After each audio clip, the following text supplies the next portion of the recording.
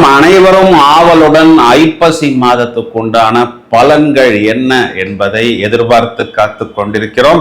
முதலில் ஐப்பசி மாதத்தில் என்னென்ன மாற்றங்கள் கிரகங்கள் ரீதியாக இருக்கிறது என்பதை பார்ப்போம். அதாவது 18/10 முதல் 16/11 சூரியன் என்ற கிரகம் துலா ராசியில் நீசமடைகிறார். பிறகு சுக்கிரன் அங்கு ஆட்சியாகும் பொழுது சூரியனுக்கு நீசபங்க ராஜயோகம் என்ற ஒரு அமைப்பு ஏற்படுகிறது. 28/10/2025 செவ்வாய் என்ற கிரகம் விருச்சிக ராசியில் ஆட்சி பெற்று அமர்ந்திருக்கிறார். மேலும் 18ஆம் தேதி தொடக்கத்திலேயே குரு என்ற கிரகம் கடக ராசியில் உச்சபலம் பெறுகிறார். இதையும் தவிர 27/10/2025 துலா மண்டலத்தில் புதன் என்ற கிரகம் வக்கரமடைகிறார். 5/11/2025 சுக்கிரன் என்ற கிரகம் துலா ராசியில் ஆட்சி பலம் பெறுகிறார். இதுதான் இந்த ஐப்பசி மாதத்துக்கு உண்டான கிரக நிலைகள். சுக்கிரன் ஆட்சி என்பது மாளவிகா யோகம். மேலும் இங்கு செவ்வாய் ஆட்சி என்பது ருச்சக யோகம். குரு உச்சம் என்பது ஹம்ச யோகம். சூரியனுக்கு நீசபங்க ராஜயோகம். இதையும் தவிர அமலா யோகம் என்ற ஒரு சிறப்பு யோகமும் இருக்கிறது. என்ன சார் அமலா மாளவிகான் ஒரே நடிகைகளுடைய பேரா சொல்லிக்கிட்டு இருக்கிறீங்களே என்று நீங்கள் யோசிப்பது எனக்கு நன்றாக புரிகிறது. நடிகைகளின் பெயரை கொண்டு வந்து ஜோதிடத்தில் யோகங்களுக்கு யாரும் வைக்கவில்லை. ஆப்போசிட்டாக ஜோதிடத்தில் உள்ள யோகங்களைத்தான் நடிகைகளுக்கும் வைத்திருக்கிறார்கள் என்பதுதான் நிதர்சனமான உண்மை. இதையும் தவிர இங்கு நிறைய பாசிட்டிவான வைப்ரேஷன்ஸ் நமக்கு தயாராக இருக்கிறது. உங்களது ராசிக்கு இந்த யோகங்கள் என்ன செய்ய போகிறது? சிம்ம ராசிக்கு பலன் சொல்வதற்கு ரொம்ப நேரமாக காத்து கொண்டிருக்கிறேன். ஏன் அப்படின்னா இவங்க எல்லாருக்குமே நல்லா தெரியும், நம்ம இந்த அஷ்டம சனியில போட்டு எல்லா கஷ்டத்தையும் ஒன்றும் விடாமல் அனுபவித்து கொண்டிருக்கிறோம். இப்போ இதுக்கு இந்த அஷ்டம சனி மட்டும்தான் காரணமா அப்படின்னு பார்த்தோம்னா 7ஆம் இடத்தில் இதற்கு முன்னாடி இருந்த கண்டச்சனி, அதுக்கப்புறம் இப்போ இதுக்கெல்லாம் இந்த அஷ்டம சனி மட்டும்தான் காரணமா அப்படின்னு பார்த்தா 7ஆம் இடத்தில் இதற்கு முன்பு இருந்த கண்டச்சனி அதே காலகட்டங்களில் அஷ்டம ராகுவும் இருந்து வாக்குஸ்தானத்தில் கேதுவும் இருந்து சொத்தமாக சிம்ம ராசிக்காரர்களை சுருட்டி விட்டது. இப்போ ராசியில் கேது எப்பொழுதுமே பரபரப்பாக ஸ்பீடாக எதையாவது ஒன்று அச்சீவ் பண்ணித்தான் இருக்கணும், பல பேரை நாம் மோட்டிவேட் செய்யணும், நம்மை ஒரு ட்ரெண்ட் செட்டராக நிறைய பேர் ஃபாலோ பண்ணணும், இப்படியெல்லாம் இயங்கக்கூடிய சிம்மராசிக்காரர்கள் எதையோ இழந்தது போல், ஏதோ ஒரு விஷயத்தை விட்டது போல் அழுகிறதா சிரிக்கிறதான்னு எனக்கு தெரியல பிரதர் அப்படின்னு எல்லாம் இருக்கக்கூடிய நபர்களுக்கு ஃபஸ்ட்டு குட் நியூஸ் என்ன அப்படின்னா, இவர்களுக்கு இந்த அஷ்டம சனியை குரு பார்க்கிறார். அப்படின்னா என்ன அர்த்தம்னா, உங்களை இது நாள் வரைக்கும் சுருட்டி போட்ட அந்த சனியை இப்பொழுது குரு சுருட்ட போகிறார். அப்போ என்ன பண்ணுவார் அப்படின்னா, அந்த அஷ்டம சனி கொடுக்கக்கூடிய நெகட்டிவ் எஃபெக்ட்ஸ் நல்லிஃபை ஆகிவிடும், நீர்த்து போய்விடும். அப்படிங்கிறது தான் நிதர்சனமான உண்மை. இந்த ஒரு விஷயம் சிம்ம ராசிக்காரர்களுக்கு பிரமாதமான ப்ளஸ் பாயிண்ட்.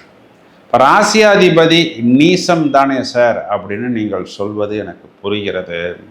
இப்போ ராசியாதிபதி நீசம் அடைந்திருந்தாலும் சுக்கிரன் அந்த மனையில் வந்த பிறகு இது நீசபங்க ராஜயோகம் என்ற அமைப்பில் வருகிறது. அப்போது ஆரம்பத்தில் நம்ம ஏதாவது ஒரு விஷயத்தை இழப்பது போல், நம்மை விட்டு போவது போல் இருந்தாலும் இந்த ஐப்பசி மாதத்தின் முடிவுக்குள் நமக்கு அது ஒரு வெற்றி கொடிகட்டு அப்படின்னு சொல்லக்கூடிய அமைப்பாக வரும்.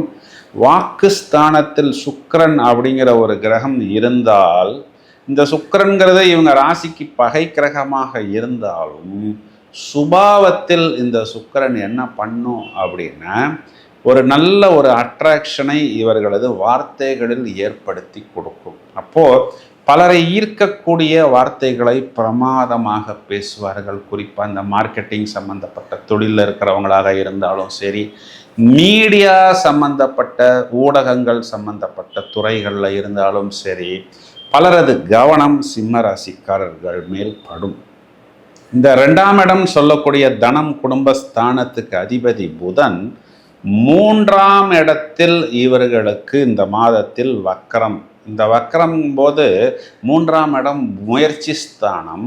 புதன் அப்படிங்கிற கிரகம் புத்தி கூர்மையை, புத்திசாலித்தனத்தை வெளிப்படுத்தக்கூடிய கிரகம்.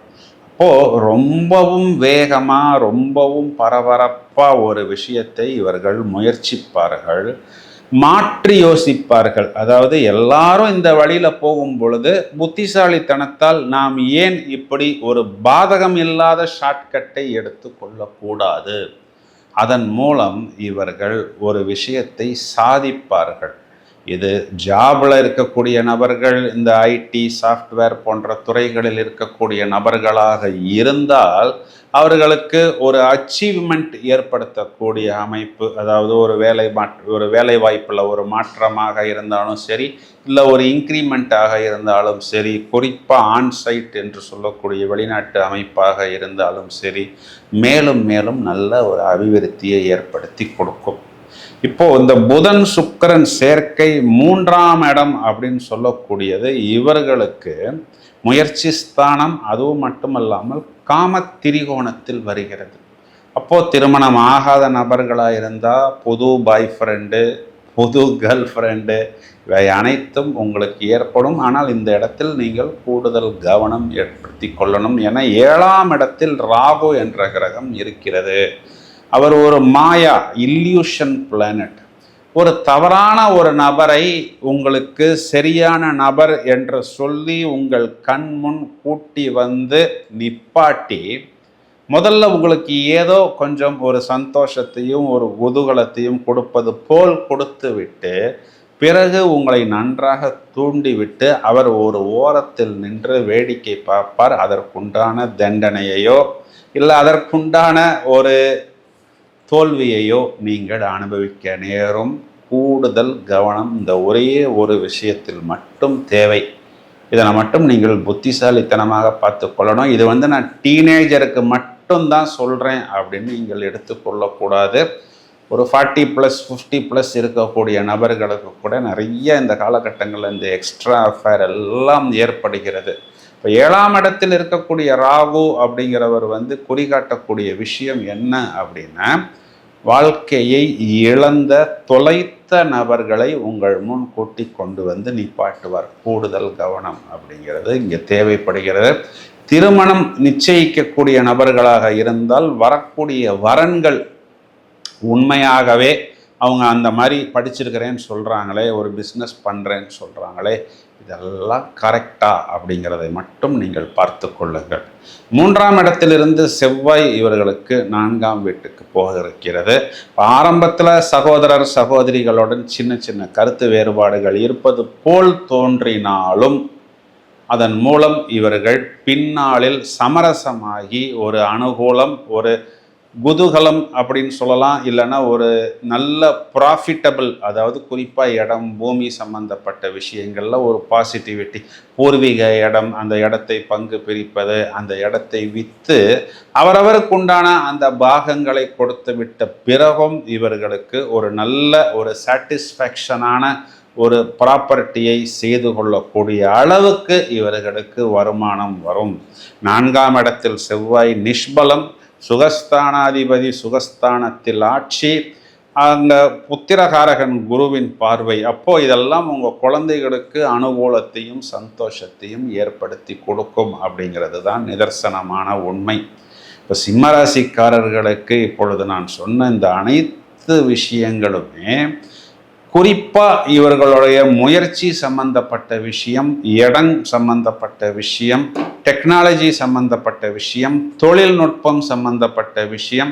இந்த கிரகங்களின் கூட்டணி இவர்களுக்கு 9ஆம் இடம் சொல்லக்கூடிய பாக்யஸ்தானத்தை பார்ப்பதால், பாக்யாதிபதியே பாக்யத்தை பார்க்கிறார், தனஸ்தானாதிபதி பாக்யத்தை பார்க்கிறார், சுகஸ்தானாதிபதி பாக்யத்தை பார்க்கிறார், ராசியாதிபதியும் பாக்கியஸ்தானத்தை பார்க்கிறார். அப்போ இந்த 4 விதத்திலையும் இவர்களுக்கு அந்த பாக்கியம் ஏற்படணும் அப்படிங்கிற அமைப்பை தான் இந்த கிரகங்கள் இவர்களுக்கு தூக்கி கொடுக்கிறது.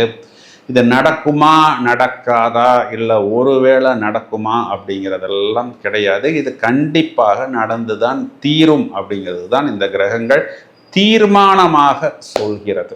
நீங்கள் கவனமாக இருக்க வேண்டிய விஷயத்தையும் நான் கொஞ்சம் அழுத்தம் திருத்தமாக சொல்லியிருக்கிறேன். இதன் காரணம் அந்த ஒரு விஷயத்துக்கு மட்டும் கூடுதல் கவனம் அப்படிங்கிறது தேவை. இப்போ பரிகாரம் அப்படின்னு எடுத்துக்கிட்டோம்னா, ராசியில் இருக்கக்கூடிய கேதுவுக்கு திங்கட்கிழமைகளில் மகா கணபதி வழிபாடு செய்வது, செவ்வாய் வெள்ளி ஞாயிற்றுக்கிழமைகளில் தொடர்ச்சியாக துர்கா வழிபாடு செய்வது உங்களுக்கு நல்ல ஒரு அபிவிருத்தியை கண்டிப்பாக ஏற்படுத்தி கொடுக்கும். சிம்ம ராசிக்காரர்கள் சிரிக்கிறதா அழுகிறதா அப்படின்னு எல்லாம் யோசிக்காமல் இனி கண்டிப்பாக சந்தோஷமாக இந்த ஐப்பசி மாதத்தில் இருக்க முடியும். இதற்கு அப்புறம் வரக்கூடிய கிரக நிலைகளை நாங்கள் அடுத்த வீடியோவில் சொல்கிறோம். இணைப்பில் இருங்கள். மேலும் பல அரிய வீடியோக்கள் தயாராகி கொண்டிருக்கிறது. Thank you friends.